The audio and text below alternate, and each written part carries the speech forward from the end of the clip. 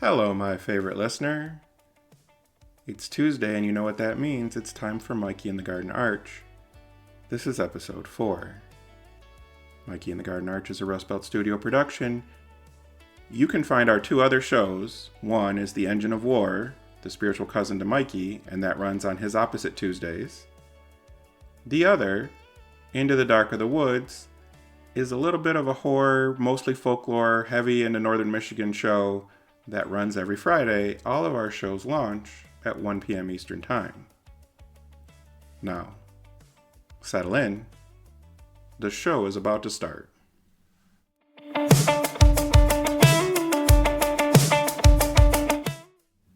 For a guy who was supposed to be walking in a loop, it sure felt like a straight line to nowhere. The bridge and the troll felt like they were yesterday. The night I spent here felt like it was last week, and the way home felt so far away that I didn't think I was ever going to get there. I pressed my hands against my pockets, feeling the hollow where the card had been. My chest felt raw, scraped clean. I bit down hard and kept walking, and the trees seemed to whisper, but it wasn't anything that I could make out. Johnson stayed a few feet in front of me, and I wanted to yell at him that we shouldn't be there. I wanted to yell at him about anything. But in my head, the words that beat like a drum: I want to go home. I want my card back. I want my life back. Finally, I called out to him, "Are you sure this is even working? I feel like we've been walking the same path forever." It's working. I don't have much left to give, and that card was mine. Still is. Just somewhere else now. I was going to yell at him some more, or something, when 2 figures came out of the wood line by us. At first I panicked because I saw horse heads and was about to make a dash, but Johnson didn't react, so I didn't either. Then I got a better look.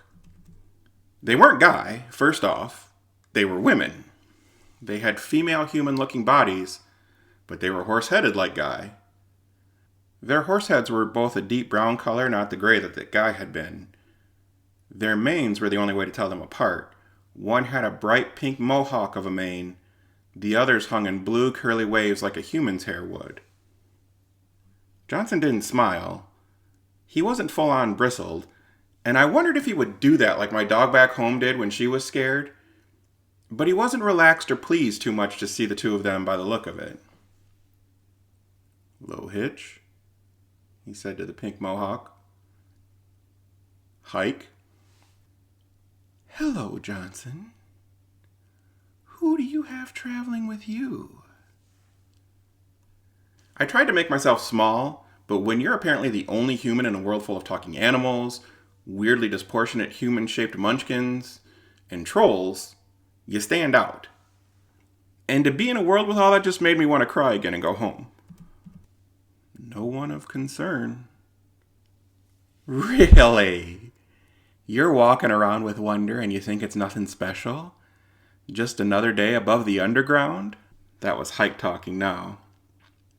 Johnson didn't say anything, but his tail whipped like a cat, and I took it to mean that he was nervous. But what were we going to do? And he wasn't offering anything, so I figured it was on me to get us out of this. Are we good to go past you, ladies?" They looked at each other. "Very polite of you to ask. We don't own the path, so you very much could go past us." That was Hitch this time. "But you have us at a disadvantage, almost a debt. You know our names, but we still don't know yours." I wasn't going to answer, but the Whispering Woods did it for me. I could hear my name come through the leaves. Mikey, 3 names. Johnson growled some them. We could have played them for it, stupid woods. And the woods at least listened and fell silent. "Yes, you could have, Johnson, and it would have been fun to do it. We can still play if you want. I'm sure you have something else that you could wager." Johnson looked at me. "These are the Sisters of Chance, gamblers. Their favorite game is dice, but they will play just about anything if they understand the rules.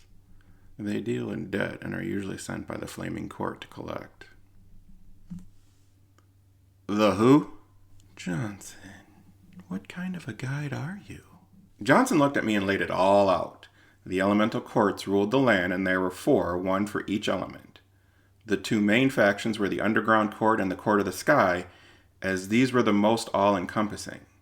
The flaming court, which sounded like it was in volcanic mountains, worked with the underground court, while the fluid court of water tended to partner with the sky. As Johnson explained it, he re-outlined the currency of the land. You could trade wonder, things from another world, or you could trade self, some part of you that you could stand to do without. Names were usually the first thing someone traded because they were easy to replace. Since Johnson told me that was the name written on the inside of the jacket he wore, I put 2 and 2 together that it probably wasn't his original name. I mean, how crazy would it have been if it was? In my head, I pictured people in houses that sat on clouds with little smiley faces like in Mario. Or I pictured like mole people digging under the roots of trees, making whole hollowed out spaces full of an underground court. Or people made of fire, like living in lava. I didn't say any of this out loud, and I had no idea how right or wrong I was, but it all seemed cool in my head. Then I pictured home, and the images flew out. Finally, one of the horse ladies piped back up. This is all lovely for a lesson, and he is telling you the truth, Mikey 3 names, not that you should believe either of us. But if this is all you're going to do, we'll be on our way. You're not on any list of ours, and frankly, we don't have time to jaw if you're not willing to roll dice and take chances. Before I could say anything, Johnson put his arm across the front of me the way your mom will do in the car when she's coming to a harder stop than she intended to make. We're fine. Ladies. They both nodded him, and I wasn't sure if that nod was friendly or like an employee to a boss or what, but I didn't say anything else. After they were well and truly out of sight, I let go of a breath I didn't even realize I'd been holding and asked, could they have helped me get home? No. We sat back to walking, and I asked some more questions. So you said something about the forest being the safest place? Why? Johnson went on to explain that the forest, similar to a person, and I took that term, person was universal for anything that could talk, touched every element and therefore was not beholden to any of them. Its roots were underground, its wood held fire waiting to break free, it drank of the water that flowed, and its branches stretched into the sky. No court could claim dominion over the forest, so all of them agreed to let it be. But the arch apparently was not of the forest. It turned out the arch that I used was part of the underground court, and apparently there were others in the world, at least that's what Johnson said. But the court, and consequently the collector, worked for Prince Thorn, the rooted liege of the land. The way Johnson said it, I could see all the capital letters in the title. Can he help me get home? Only if you want to pay too much. And the courts don't ask, they just take. Besides, you've already paid your way home to the bridge troll. All you have to do is close your loop. And how long is that going to take? Johnson just shrugged. It's your loop, Mikey. It was just also frustrating. I was about to throw a kick Johnson's way when we were interrupted again, this time from above. 3 crows, the size of wolves, came down at once and circled us. They were huge and clearly not just average crows. You could see it in their eyes. But they hop like crows do when they're on the ground. My dad and I were out one day and I saw a crow doing that, hopping for a few beats, then flying up under an awning on a building before coming back down and doing it again. I asked him what it was doing. He told me that in daylight, bats would hide up under the awnings and the crow was flying up there to eat them. I wondered how many bats it took to feed these guys. I also got the answer to my question from earlier, and I really didn't want to know. Johnson immediately bristled, the back of his neck and his tail both puffing up as soon as the crows hit the ground. This was not going to be good. Johnson! It looked like he was going to say more, but Johnson cut him off. He's in a loop. He can pay to continue. I sighed. Here goes another baseball card. I pulled the few I had out of my pocket and began to look for one that I could part with. No. Memory. I looked up. What? I immediately thought of my parents. I thought of the green door to my house, of my good baseball cards in the binder on my dresser, of the crappy haircut I got on my 7th birthday and my dad just shaving my head so that it could grow back even. Memory, the crow said again. But I don't want to give up a memory. They tightened in on us then, and Johnson held his paws like Wolverine in the comics, looking like he was going to launch into an attack. Someone says memory, and you can't really control what comes in your brain when you're not prepared. I just had a flood of images start piling in. I thought of the first fish I ever caught with my dad. It had been tiny, but you'd have thought I landed Moby Dick. Or riding in the car with my mom, radio blasting Whitesnake because mom loved her some hairbands. I thought of playing rummy with my Grandpa Davidson. My mom's dad, he always threw out aces because he knew I'd pick them up. I thought of the Carter family gatherings for Christmas and all of the grandkids getting stockings with those cheap old toys in them, like paddle balls that I could never get the hang of, and then my dad would get tired of watching me struggle, and he'd just go off on it so fast I couldn't keep score. Or those little sticker guns, the kinds with the suction cup bullets you loaded in the end of the barrel.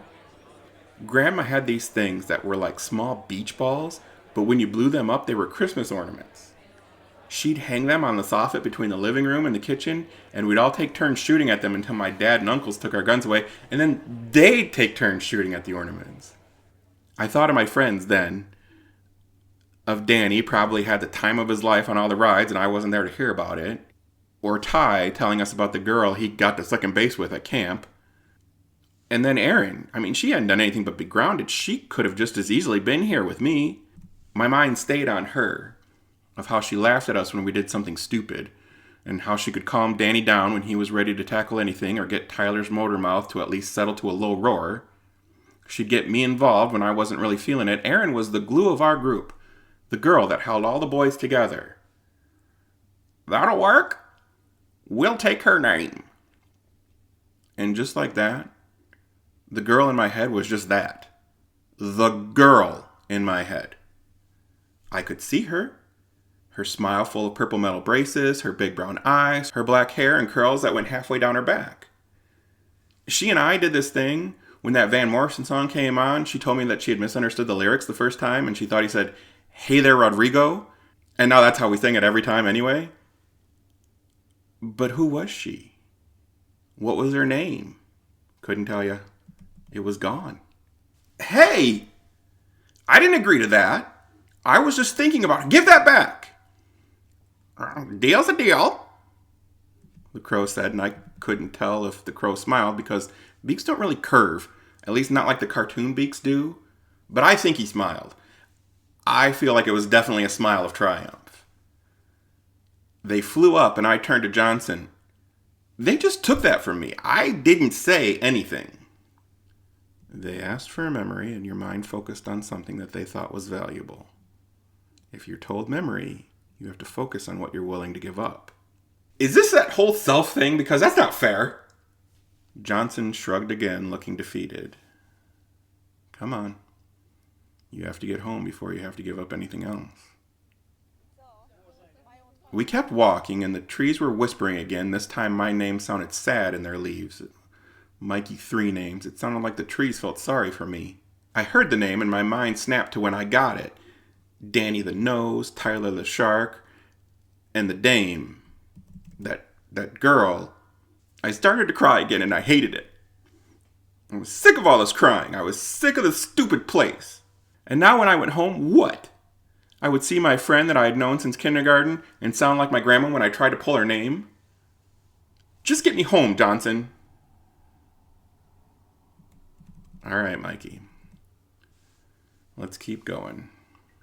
I'll do my best for you. At this point, the only thing I knew for sure was that if I even got home, I wasn't going to be the same. I wasn't just being here and having this story to tell my friends. It was being lighter. I was down my favorite baseball card, now down one of my best friend's names. I had to get home while I was still me.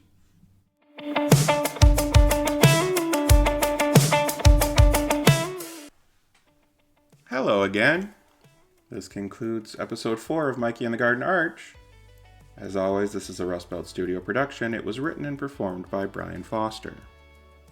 You can find this and our 2 other shows, Into the Dark of the Woods on Fridays, and The Engine of War, the opposite Tuesday to this show that you just listened to. Like, share, subscribe, all go a long way to helping the studio grow. If you'd like to do more, if you feel like you can do more, our Patreon link is in the show notes below. For just $2 a month, you'll get early ad-free access to all 3 of the shows that I just mentioned. For $5, you add on the Projectionist booth for exclusive content. For $9, you add on again and become a studio executive where you have access to everything, as well as shaping the future of where the studio goes. We very much thank you for being here, and until next time, my favorite listener,